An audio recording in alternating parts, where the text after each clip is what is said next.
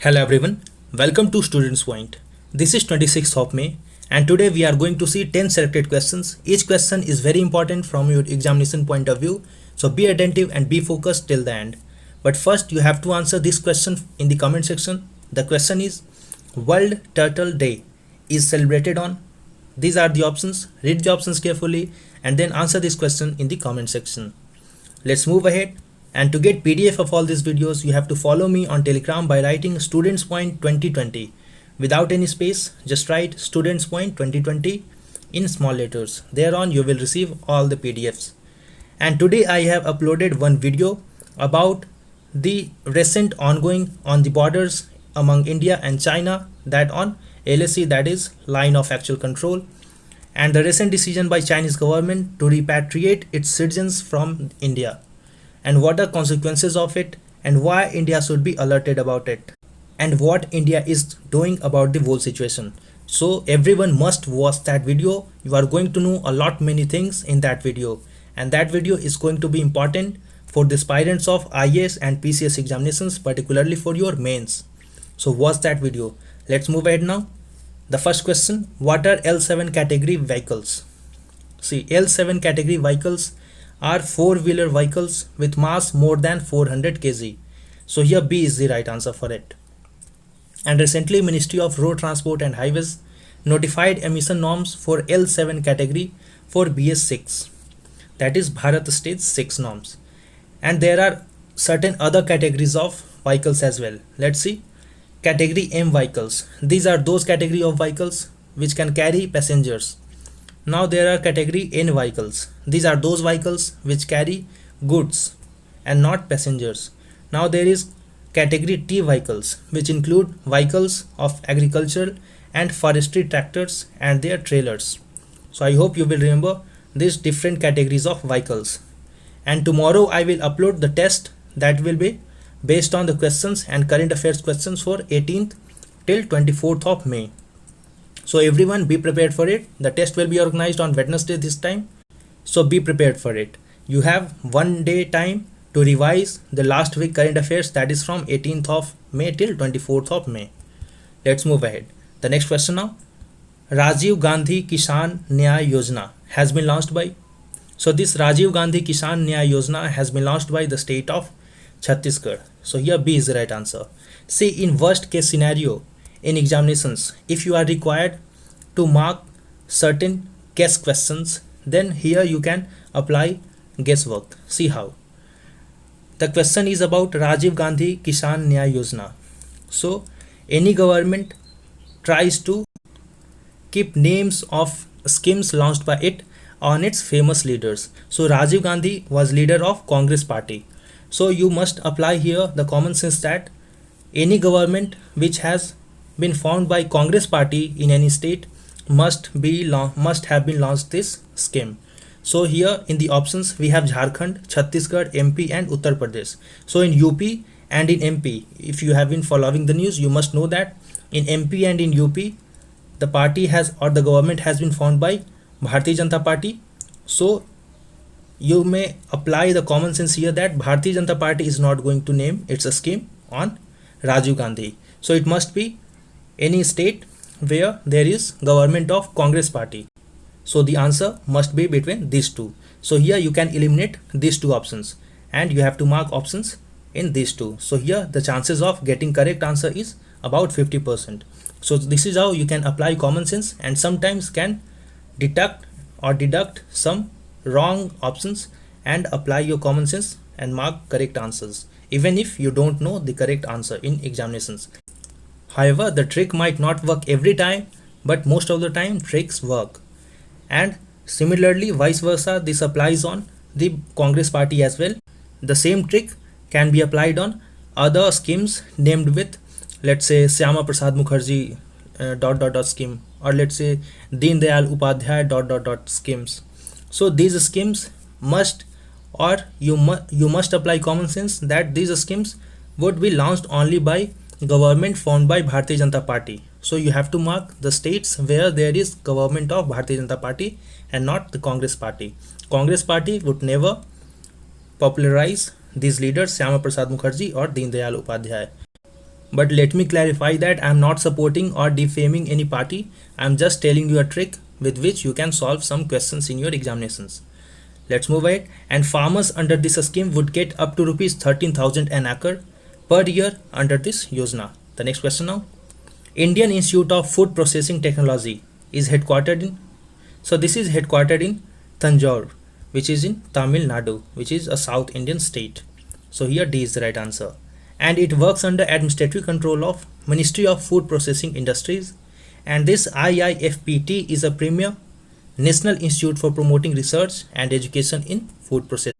And this institute is in news because it has been taking steps to make nutritious foods for patients of COVID-19. The next question now.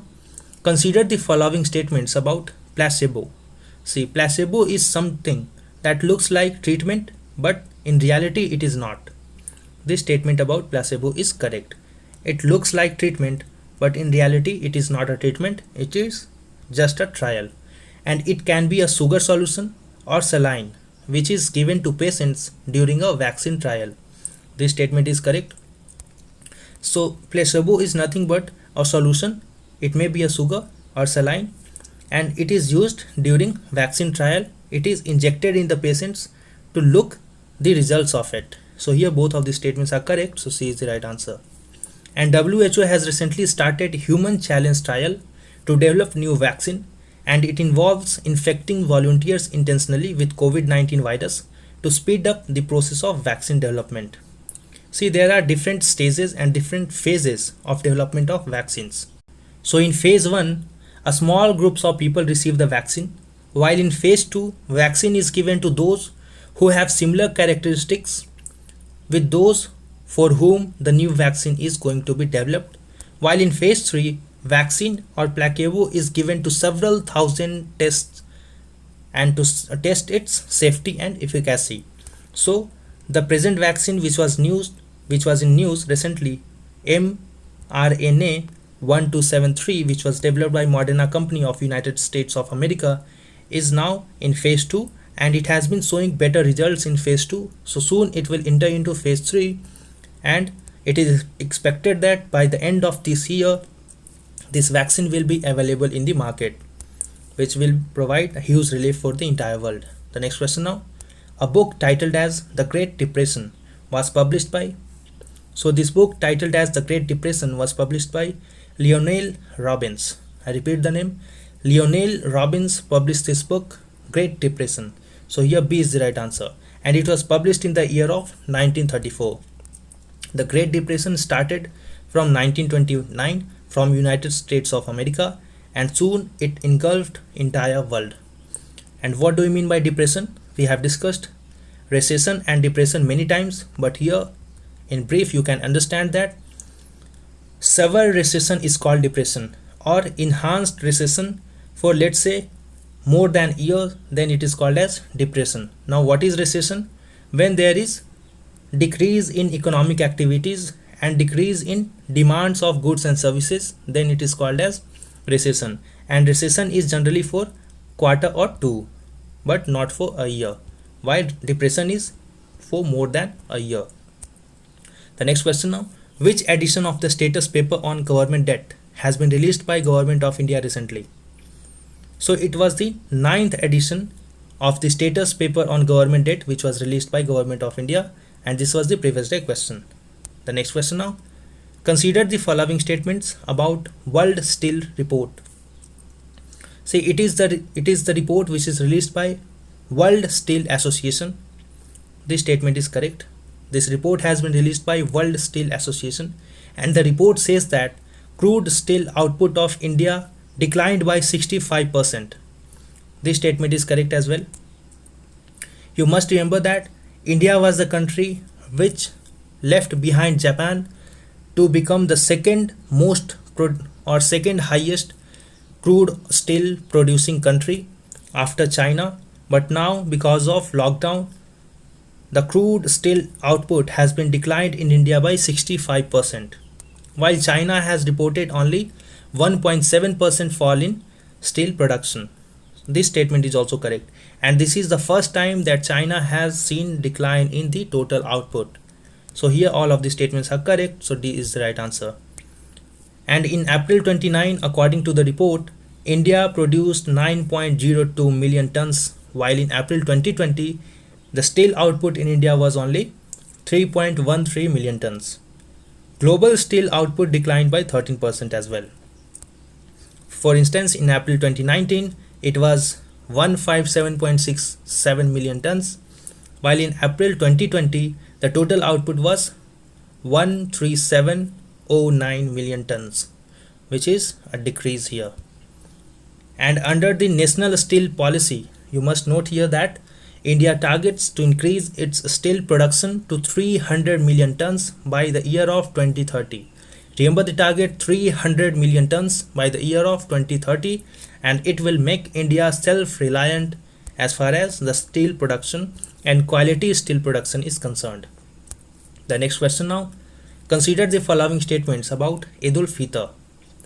Eid ul-Fitr. See, it is celebrated on the first day in the month of Shawwal. This statement is correct. And it is a celebration to mark the end of Ramzan, which is also called as Ramadan. So here this statement is also correct. So here again C is the right answer. And Eid ul-Fitr is also known as Meetha Eid because the sweet dish of sevaiyan is savored and distributed among family and friends. Eid ul-Fitr means feast of the breaking fast. The next question now. World Schizophrenia Day is observed on. So this World Schizophrenia Day is observed on 26th of May. So here A is the right answer. And schizophrenia is a psychosis, a type of mental illness characterized by distortions in thinking, perceptions, emotions, language, sense of self and behavior. See, this schizophrenia is a very serious disease. It not only harms the person who is suffering from this disease, but it somehow also directly or indirectly affects persons living with that person. How? Because that person start to seeing things which are not even existing.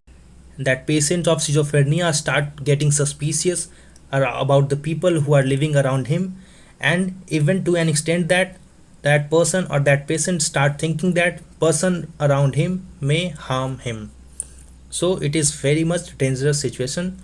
He may even file complaints about you that this person is planning or plotting against me, because in this disease that person sees or hears something which is not existing at all, and abnormal behavior, hallucinations, which means hearing, seeing, feeling things that are not there, and delusion, which means fixed false beliefs or suspicions, are normal characteristics of this disease. And it is thought that an interaction between genes and a range of environmental and psychological factors may cause this schizophrenia disease. However, this disease is very much treatable, and with some psychological boost and psychological help and some treatments with medicines and some yoga will benefit and help to treat this disease schizophrenia. The next question now. Aritz Aduriz, who announced retirement recently, belongs to which country? So he belongs to Spain. He belongs to Spain and he was a player of football. The next question now. Who has become world's highest paid female athlete as per the Forbes? So she is none other than Japanese Naomi Osaka, and she is a tennis player, and she has defeated Serena Williams as far as the earnings is concerned. Let's see some facts now. Israel's new government has been formed, and it has been once again headed by the Prime Minister Benjamin Netanyahu, and it is his fifth term but fourth term consecutively. And this happened after an agreement was reached between Netanyahu, who is the chairman of Likud National Liberal Movement, and the MK Benny Gantz of Blue and White Party on the formation of National Unity Government. And under this agreement, Netanyahu will be the Prime Minister of Israel until October 2021, while Gantz will serve as Vice Prime Minister of Israel. But after this, both will exchange their roles, and Netanyahu will serve as Vice Prime Minister thereon, and Gantz will become the Prime Minister of Israel. So I hope you find the video useful. Share it and subscribe to this channel and press the bell icon to receive all the notifications at the earliest, and don't miss any opportunity to learn and grow every day. Answer the question in the comment section. Wait for the upcoming video. Until then, stay at your home, stay safe, and thanks a lot.